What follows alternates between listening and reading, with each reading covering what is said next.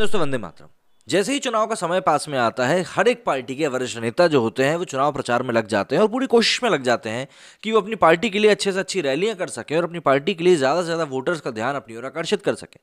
लेकिन राहुल गांधी इन सभी चीज़ों में एक अपवाद है। राहुल गांधी के बारे में ये भी कहा जाता है कि भाई वो शायद इनडायरेक्टली भाजपा का ही प्रमोशन कर देते हैं, या फिर ये भी कहा जाता है कि वो जब भी भाषण देने जाते हैं ज़रूर एक ना एक चुटकुला मार के आते हैं, और वो चुटकुला ऐसे मारते हैं कि उनको खुद भी पता नहीं चलता। चाहे हम आलू से सोने वाली बात कर लें या और भी कितनी सारी बातें हैं जो कि राहुल गांधी की सोशल मीडिया पर आप जाकर सर्च करेंगे तो राहुल गांधी फनी वीडियोस तो आपको मिल ही जाएंगी। बहरहाल राहुल गांधी ने एक और मौका दे दिया है सभी को हंसने मुस्कुराने का।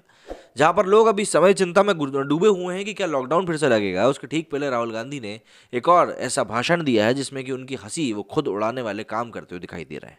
कांग्रेस नेता सलमान खुर्शीद की किताब में हिंदुत्व की तुलना आतंकी संगठन आईएसआईएस और बोको हराम से करने के बाद उपजे विवाद पर पार्टी के पूर्व राष्ट्रीय अध्यक्ष राहुल गांधी द्वारा हिंदू और हिंदुत्व में अंतर बताने के बाद अब उन्होंने एक बार फिर दोनों को परिभाषित किया है।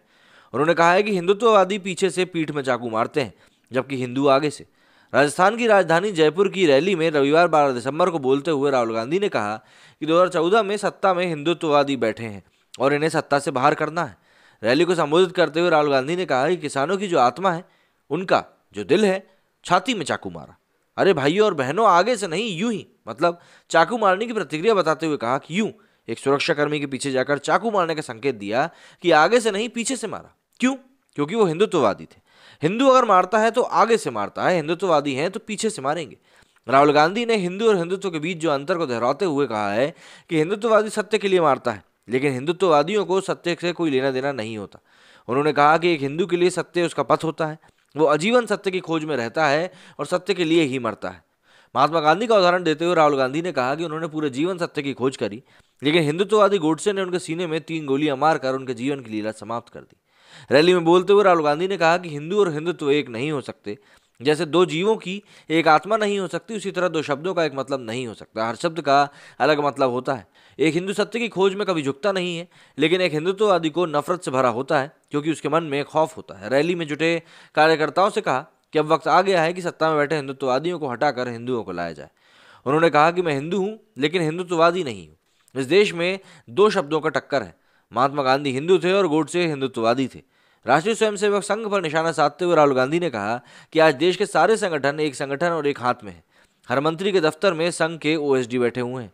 इसके पहले नवंबर में राहुल गांधी ने कहा था कि हिंदुस्तान में 2 विचारधाराएं हैं, एक कांग्रेस पार्टी की और एक आरएसएस की। आज के हिंदुस्तान में बीजेपी और आरएसएस ने नफरत फैला दी है और कांग्रेस की विचारधारा जोड़ने, भाईचारे और प्यार की है। उनका कहना है कि आरएसएस की विचारधारा आज के प्यार भाईचारे पर हावी हो गई है। भाजपा पर सवाल उठाते हुए उन्होंने कहा कि बीजेपी हिंदुत्व की बात करती है, हिंदू और हिंदुत्व में क्या फर्क है? क्या ये एक हो सकते हैं? अगर तो इनका नाम क्यों एक जैसा नहीं है? ये सच में अलग है। क्या हिंदू धर्म में ये है कि सिख और मुस्लिम को पीटा जाए? हिंदुत्व में ये चीज़ मौजूद है।